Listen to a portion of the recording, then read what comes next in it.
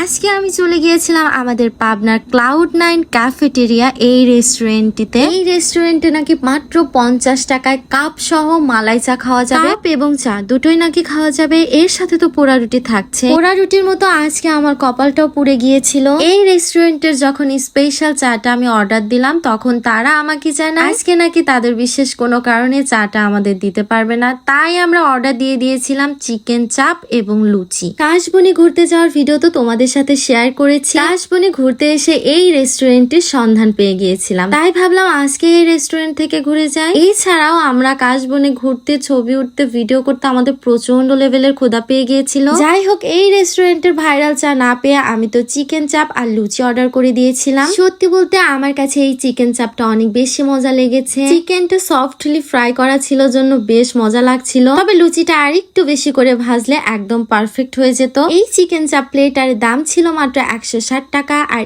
এই প্লেটারে ছিল 2টা লুচি, চিকেন চাপ, কিছু শসা এবং সস। এই রেস্টুরেন্টের ভিতরে গেলে ব্যানারে বড় করে খাবারের মেনুটা দেওয়া আছে, আর এই তো তাদের মেনু কার্ড। এই ক্লাউড 9 ক্যাফেটেরিয়া রেস্টুরেন্ট আমার বেশ পছন্দ হয়েছে। ভিতরেতে বিশাল স্পেস আছে এবং এই রেস্টুরেন্টের বাহিরেও বিশাল স্পেস করে সুন্দর করে ডেকোরেশন করা। এই রেস্টুরেন্টের লোকেশন হলো আমাদের পাবনার বিজ্ঞান ও প্রযুক্তি বিশ্ববিদ্যালয় সংলগ্ন ফামিদা টাওয়ারের পেছনে।